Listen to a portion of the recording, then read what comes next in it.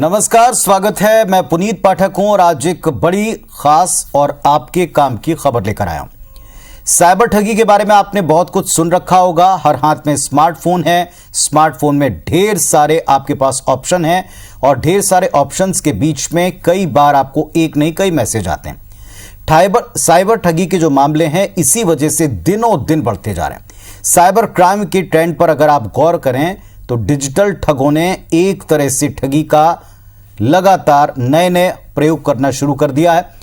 कई तरीके वो खोज निकाल रहे हैं। धोखेबाज खुद को सर्विस प्रोवाइडर बताकर आपसे ठगते हैं, बैंक के लिंक देकर ठगते हैं, मोबाइल नंबर पर, फोन पर हर तरह से आपकी जानकारियों को जमा कर वो आपको ठगने के लिए तैयार हैं।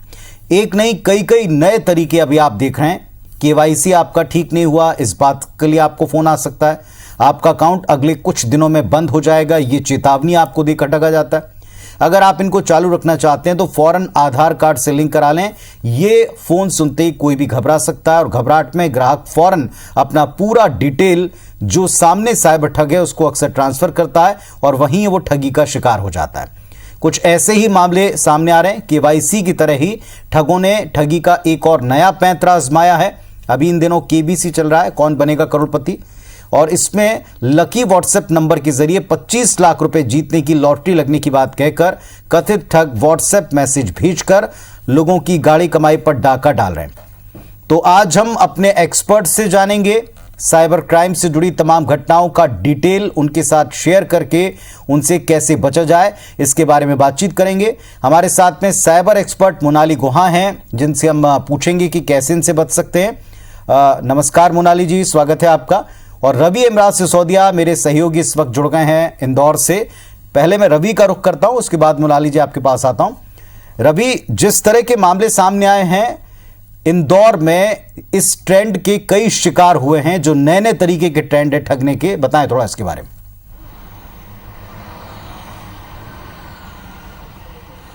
बिल्कुल, देखिए इंदौर शहर में अगर बात करें तो ऑनलाइन फ्रॉड के मामले अलग अलग तरीके से आ रहे हैं और ये साइबर ठग इतने शातिर हैं कि जो ट्रेंडिंग टॉपिक्स हैं उनको चुनते हैं और इसी के आधार पर लोगों को ठगते हैं। फिलहाल चूंकि कौन बनेगा करोड़पति के सीजन चल रहे हैं, ऐसे में व्हाट्सएप के माध्यम से व्हाट्सएप पर मैसेज आता है कौन बनेगा करोड़पति से, अमिताभ बच्चन की उस पर तस्वीर लगी होती है और एक ऑडियो मैसेज आता है कि आपका सिलेक्शन जो है वो ऑल सिम कॉन्टैक्ट के तहत हुआ है और आप इसमें 25 लाख रुपए की लॉटरी जीते हैं। कैसे इस लॉटरी को पा सकते हैं, उसमें एक नंबर लिखा रहता है। उसमें साफ शब्दों में यह भी कहा होता है कि इस पर सिर्फ आप व्हाट्सएप कॉल ही कर सकते हैं। व्हाट्सएप कॉल के माध्यम से आपको लॉटरी नंबर बताना है और फिर आगे प्रोसेस करके आपको 25 लाख रुपए मिल जाएंगे। इसके पहले अगर हम बात करें तो IPC 24 ने ही स्पेशल खबर बनाते हुए गर्मी के मौसम में बिजली अधिकारी बनकर आपके बिजली कट जाएगी, आपने बिल नहीं जमा कराया, इसके नाम पर भी ठगी हुई थी और ये ट्रेंडिंग टॉपिक। रवि आपके पास मैं वापस आता हूं। जिस तरह की केस की आप बात करें, थोड़ा सा उसकी डिटेल भी दर्शकों तक हम पहुंचा दें। हम इस पर विस्तार से बातचीत करें, इसके पहले आपको बता रहे हैं इंदौर में MIG थाना क्षेत्र में रवि नाम के एक युवक हैं, उनकी एक आप बीती जो इस तरह की ठगी का शिकार हो गए। इंदौर क्राइम ब्रांच के मुताबिक इन दिनों कौन बनेगा करोड़पति, KYC अपडेट, इन दो चीजों के नाम पर जमकर ठगा जा रहा है। फ्रॉड इतने शातिर हैं कि लोगों से KBC के प्राइस मनी जीतने के नाम पर 40 लाख रुपए तक ट्रांसफर करवाएं। चूंकि सीजन टेलीविजन पर हो रहा है, चल रहा है, लोग इसके झांसे में आ रहे हैं, शिकार बन रहे हैं। सुनवाते हैं आपको।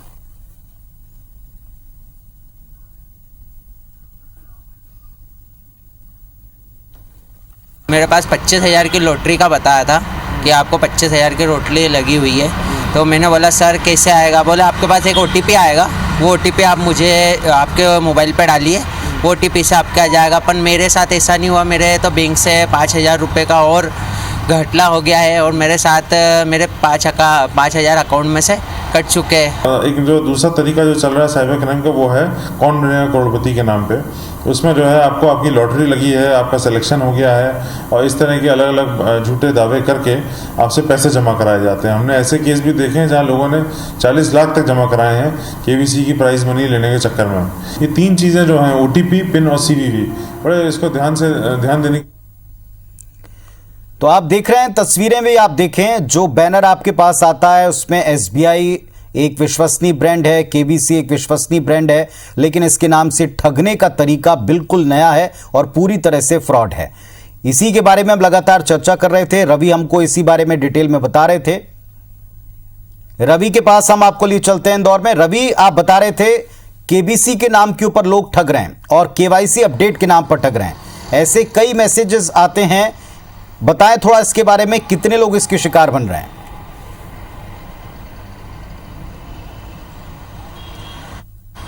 देखिए, इंदौर शहर की अगर हम बात करें तो फिलहाल अभी पिछले 2 से 3 हफ्तों की अगर बात करें, मतलब दीपावली के त्यौहार के पहले की बात करें, इन 2-3 हफ्तों के हमने जो जानकारी निकाली है उसमें तकरीबन 1 दर्जन से ज़्यादा लोग इस प्रकार की ठगी का शिकार हुए हैं। हालांकि शिकार मैसेजेस काफ़ी लोगों तक आए हैं, शिकायत तो दर्जनों में हुई है, लेकिन ये वो आंकड़े हैं जिन लोगों के साथ ठगी की वारदातें हुई हैं। किसी के साथ 5,000 तो किसी के साथ 85,000 रुपये तक के ट्रांजेक्शन जो है, ऑनलाइन ट्रांजेक्शन उनके अकाउंट से हो गए हैं और पैसे निकाल लिए गए हैं। हालांकि कुछ केसेज इसमें ऐसे भी हैं कि अगर समय पर पुलिस के पास शिकायत गई है तो उन्होंने पैसे रिफंड भी करवा दिए हैं। लेकिन सबसे बड़ी बात यह है कि यहाँ पर जागरूक रहने की बहुत ज़्यादा आवश्यकता है। कौन बनेगा करोड़पति के नाम पर अभी सीजन चल ही रहा है और लगातार चूंकि टेलीविजन के माध्यम से ये बताया जाता है कि उन्हें भी लॉटरी खुली है, तो जो फ्रॉड है वो इसी बात का फ़ायदा उठाते हैं और एक फेक मैसेज बनाते हैं और एक केबीसी की प्लेट तैयार करके लोगों तक पहुंच रहे हैं। ये कहना बिल्कुल गलत नहीं होगा कि आज अगर हम 100 मोबाइल में इस प्रकार के मैसेजों की अगर जांच करें तो उसमें से 90 से अधिक मोबाइल में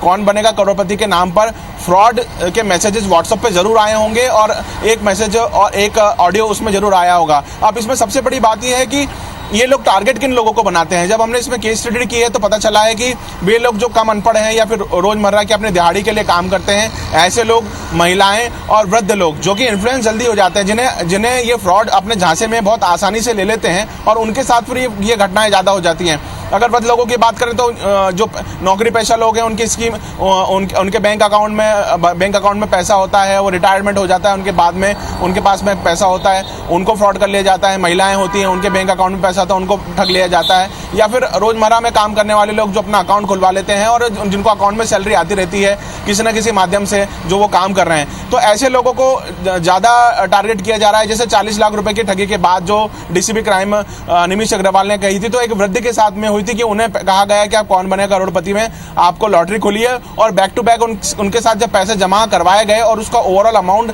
जोड़ा गया तो 40 लाख रुपए तक उनको केबीसी प्राइज मनी लेने के नाम पर उनसे 40 लाख रुपए तक जमा करवा लिए गए। तो ऐसे में ये ठगी के वारदात जो होती हैं, ये ऑनलाइन फ्रॉड करने वाले इतने शातिर होते हैं कि लोगों को बात करने में अपने झांसे में इतना फंसा लेते हैं कि वे जैसा कहते जाएंगे, लोग मोबाइल पे उनके साथ वैसी प्रोसेस करते जाते हैं और फिर वो ऑनलाइन ठगी का शिकार हो जाते हैं। इसलिए पुलिस का कहना है कि ज़्यादा से ज़्यादा जागरूक रहें। अपने परिवार में जो लोग मोबाइल यूज़ करते हैं उनको साफ तौर पर कहें कि यदि उनसे कोई बैंक अधिकारी बनकर फ़ोन करता है तो या तो आप उनसे बात करें या तो फिर सीधी तौर पर उस फ़ोन को डिस्कनेक्ट कर दें, उन्हें ब्लॉक कर दें। और ओटीपी के नाम पर कोई भी शब्द जिक्र होता है तो तुरंत ही उस नंबर को ब्लॉक कर देना चाहिए, उस पर रिस्पॉन्ड नहीं करना चाहिए।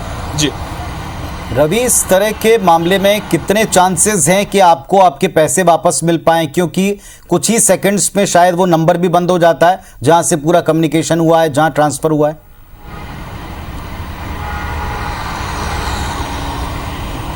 बिल्कुल, आपने बहुत ये वाजिब सवाल है कि क्या इस मामलों में कितने % चांसेस होते हैं। वैसे चांसेस तो 10% ही होते हैं, क्योंकि जैसे साइबर एक्सपर्ट ने बताया है कि इसमें जो शातिर होते हैं, बदमाश होते हैं, वो तुरंत पहले आपके अकाउंट से पैसा ट्रांसफ़र करते हैं, फिर उसी पैसों से ऑनलाइन शॉपिंग कर लेते हैं। ऑनलाइन शॉपिंग करने के बाद में जब आप ऑनलाइन शॉपिंग करते हैं तो पैसा किसी और अकाउंट में ट्रांसफ़र हो जाता है, लेकिन उस आइटम को रिटर्न करने के बाद में एक थर्ड अकाउंट वापस जनरेट करवा देते हैं और ये पैसा उस अकाउंट में ट्रांसफ़र करवा देते हैं। अब इस प्रोसेस के बीच में अगर समय में आपने इसकी कंप्लेंट कर दी है तो पुलिस के पास एक मौका रहता है कि उस ट्रांजैक्शन को रोका जाए और जो पैसा ट्रांसफर अभी सेकंड अकाउंट में हुआ है वहां तक पहुंचने के पहले उस पैसे को वापस रिटर्न, जो भी संबंधित व्यक्ति जिसके अकाउंट से ये पैसा फ्रॉड हुआ है या पैसा निकला है उसके अकाउंट तक वापस ये पैसे को पहुंचा दिया जाए। तो ऐसे मामलों में अभी तक अगर हम बात करें तो पुलिस ने 50,000 रुपए से लेकर 1,85,000। चलिए, लेकिन इसके लिए जैसा आप कह रहे हैं रवि कि आपको सावधान रहना पड़ेगा, लेकिन ये सावधानी तभी हो पाएगी जब आप अच्छी तरह समझ पाएं कि कौन सा कॉल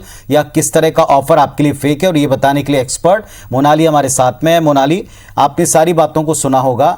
इस तरह के केसेस बहुत ज्यादा हैं कि केवाईसी के नाम पर कि आपका बैंक खाता इतने दिनों में, इतने घंटे में बंद होने वाला है, फौरन आप अपडेट करें। और दूसरा, केबीसी के बैनर तले कौन बनेगा करोड़पति के बैनर जिसमें एसबीआई का बैनर दिख रहा है, बड़ा ऑथेंटिक सा दिखाई पड़ता। कैसे पहचाने कौन सी चीज फ्रॉड है, कौन सी चीज असली?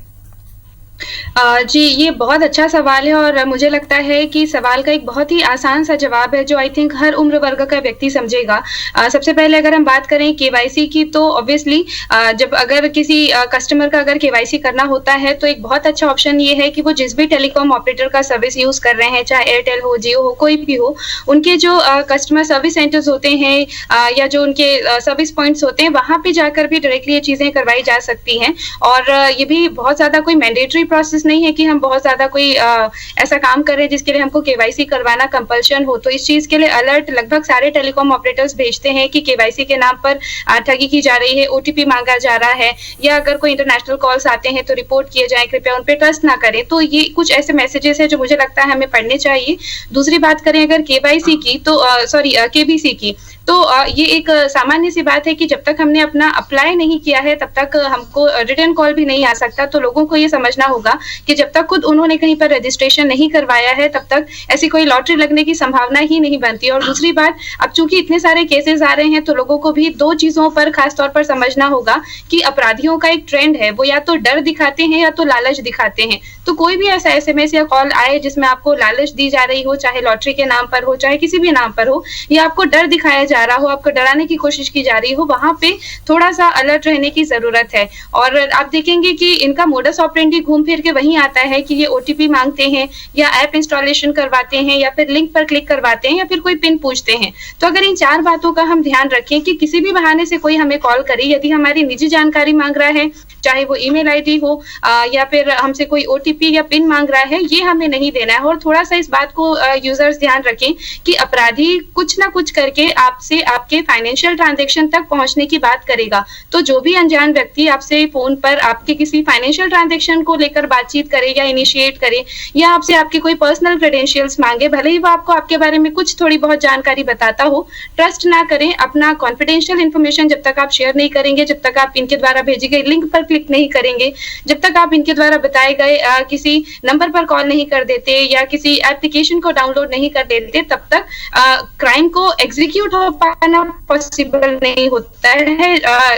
इन केस अगर सामने वाला हैकर है तो फिर पॉसिबिलिटीज हो जाती हैं, बट ज्यादातर ये जो साइबर ठग है कहीं ना कहीं आपसे ही आपके साथ अपराध करने के लिए मदद लेते हैं। तो उसको पहचानना बहुत ज्यादा जरूरी है। और एक जो मैंने शब्द यूज किए हैं, डर और लालच, केवल ये दोनों भी अगर आप याद रख लेते हैं तो बहुत हद तक आप इजीली पहचान पाएंगे।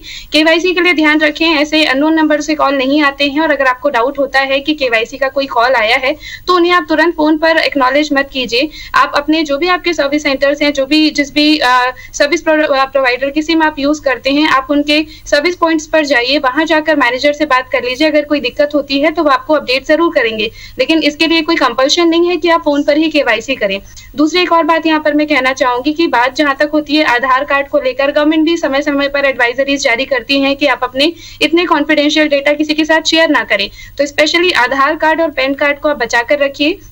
और एक जो समस्या आ जाती है कि क्या ये हमारे पैसे वापस आ सकते हैं, तो निश्चित तौर पर आपके पैसे वापस आ सकते हैं, लेकिन सुरक्षा का भी कुछ बिंदुओं पर हमें ध्यान रखना होगा। जैसे कि अगर बात करें कुछ इस तरह के ऑनलाइन ट्रांजैक्शंस की, तो मैं हमेशा कहती हूँ कि आप अपने सेविंग्स अकाउंट से कोशिश करें कि कोई ऐसा ऑनलाइन ट्रांजैक्शन ना करें। एक अलग बैंक खाता हम मैनेज कर लें जिससे कि हम ऑनलाइन पेमेंट वगैरह करें। लेकिन जो लोग एक अलग खाता मेंटेन नहीं कर सकते, उनके पास भी ये ऑप्शन है कि बैंक भी आजकल इस तरह की सुविधा देती है कि वो एक ऑनलाइन वॉलेट क्रिएट कर सकते हैं और उसमें आप उतना ही पैसा रखिए जितने की आपको शॉपिंग करनी हो या कहीं पर पेमेंट करनी हो। इससे आपका बाकी के पैसे पे जो खतरा मंडराता रहता है वो कम हो जाता है। और एक और छोटा सा पॉइंट और शेयर करना चाहूंगी मैं, दो हेल्पलाइन नंबर है 155260 और 1930। इन दोनों में से किसी एक पर भी आप अगर समय पर शिकायत कर देते हैं आपके बैंक में रजिस्टर्ड नंबर से जिसके साथ में ये ठगी हुई है, तो ज्यादातर संभावनाएं होती हैं कि आपके पैसे वापस आ सकते हैं। लेकिन चूंकि फाइनेंशियल ट्रांजैक्शन होता है तो सही समय पर आप बैंक को भी सूचित करें, पुलिस को भी सूचित करें, प्लस आप जिस भी खाते का इस्तेमाल करते हो, चाहे एसबीआई का हो या कोई प्राइवेट बैंक हो, उसका ऑफिशियल एप्लीकेशन आपके पास आपके फोन पर होना चाहिए।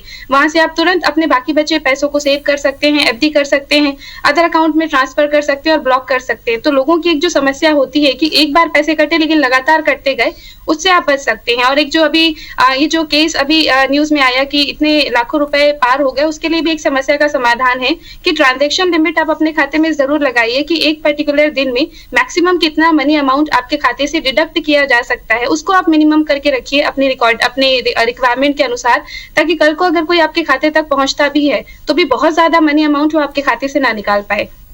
आपने बहुत सारे काम के पॉइंट्स बताए, लेकिन जैसा आपने बताया डर और लालच, इन दोनों के बीच में एक बहुत बड़ी चीज आती है कि जिस अंदाज में और जिस कॉन्फिडेंस से ये आज की तारीख में कॉल करते हैं, बात करते हैं और यहाँ तक कह देते हैं कि आपको अगर इसमें कोई शंका है तो नीचे हमने अपने बैंक का लिंक दे रखा है और इस लिंक के ऊपर आप क्लिक करें।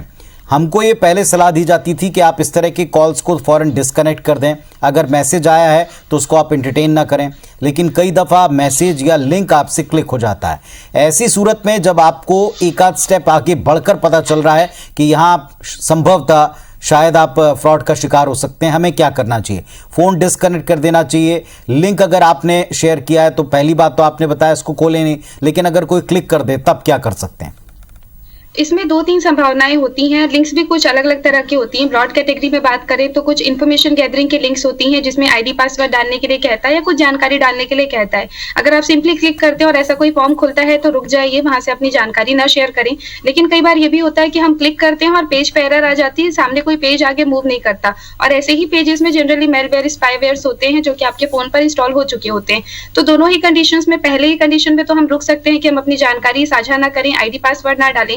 लेकिन अगर हमें संदेह है कि कोई मेलवेयर या स्पाईवेयर या ऐसा कोई मैलिशियस सॉफ्टवेयर हमारे फोन पे आ चुका है, तो सबसे पहले आप ये काम करें कि आप अपना इंटरनेट बंद कीजिए थोड़े समय के लिए, क्योंकि अगर इस तरह का कोई मेलवेयर आया भी है तो इंस्टॉल होने में, डाउनलोड होने में थोड़ा सा समय लगता है और वो डिपेंड करता है कि आपके फोन पर इंटरनेट की स्पीड कितनी है। थोड़े समय के लिए इंटरनेट बंद रखिए, जितना जल्दी हो पाए आप अपने स्पेशली ईमेल आईडी का पासवर्ड, बैंक अकाउंट की पिन और जो भी कुछ जरूरी आपने शॉपिंग एप्लीकेशंस रखे हुए हैं, किसी दूसरे फोन या लैपटॉप पर लॉगिन करके फटाफट आप उनका पासवर्ड चेंज कर लीजिए। पासवर्ड चेंज करने के बाद आपको ये करना है कि अगर आपको अभी भी डाउट है कि कोई ऐसा मैलिशियस सॉफ्टवेयर हो सकता है जो कि ऑब्वियसली एक यूजर आइडेंटिफाई नहीं कर सकता, फिर भी अपने शंका के समाधान के लिए अपने फोन पर आप तुरंत एक लाइसेंस्ड एंटीवायरस जरूर डालिए। लाइसेंस्ड एंटीवायरस यानी कि जिसको यूज करने के लिए हम पे करते हैं। और एक बार आप जी चलिए, तो मोनाली हमको बता रही हैं कि किस किस तरीके से आप पता भी लगा सकते हैं और अपने आप को बचा भी सकते हैं। तो ऑनलाइन ठगी के बारे में, साइबर ठगी के बारे में आज हम चर्चा कर रहे हैं और इंदौर में कुछ इस तरह के केसेस सामने आए कि आपको केवाईसी अपडेट करने के बहाने या फिर केबीसी, कौन बनेगा करोड़पति में आपका प्राइज लगा है, इसके बहाने से लोग आपको कॉल करते हैं और फिर आपकी डिटेल्स लेकर कुछ ही मिनटों में आपका खाता साफ करते हैं। और इस पर मोनाली जी ने हमको जो बताया कि आपको लालच और डर, इन दोनों चीज़ों से सतर्क रहना है, सावधान रहना है, कॉल को फौरन आप डिस्कनेक्ट करें और क्या क्या करें और ना करें इसके बारे में वो बता रही। रवि के पास एक बार चलते हैं। रवि, जिस अंदाज में आज की तारीख में ठग अपने आप को अपडेट करते जा रहे हैं, एक तरीका जब तक लोग समझ पाते हैं दूसरा तीसरा तरीका अपनाना शुरू कर देते हैं। लोगों को लगता है कि ये तो वो तरीका नहीं जो हमने सुना है ठगी का। इस बारे में पुलिस क्या कर रही है अपने हिसाब से? क्या वो इन चीजों को रोकने के लिए लोगों को अवेयर कर रही है?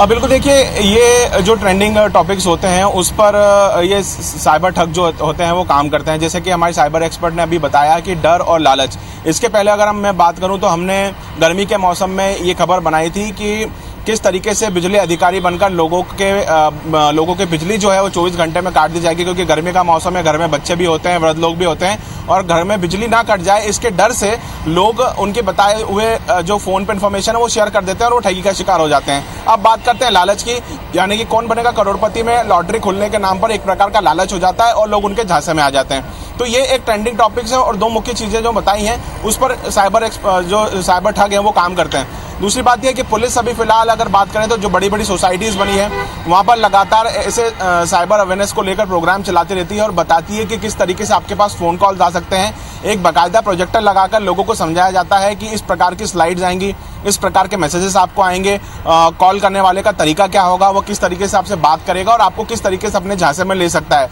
क्योंकि मोडस ऑपरेंडी जो होती है वो अधिकतर जो है हमने देखा है कि सीनियर सिटीजन्स और महिलाएं या फिर अगर जो कम पढ़े लिखे होते हैं उन लोगों के साथ ही इस प्रकार की जो घटना है वो अधिकतर सामने आती हैं। इसलिए बस्तियों में जाकर या फिर मजदूर वर्गों के बीच में जाकर पुलिस समझाइश देती है, सोसाइटी में जाकर सीनियर सिटीजन्स और परिवार को समझाइश देती है। और इन दिनों क्या है कि अभी फिलहाल हम देखने में आता है कि बच्चों के हाथ में भी मोबाइल होता है, कई मरतबा वो भी जो फ़ोन पर जानकारी मांगी जाती है या फिर मम्मी पापा के दोस्त बनकर या फिर उनके कोई फ्रेंड सर्कल का दोस्त बनकर भी इन्फॉर्मेशन मांगी जाती है।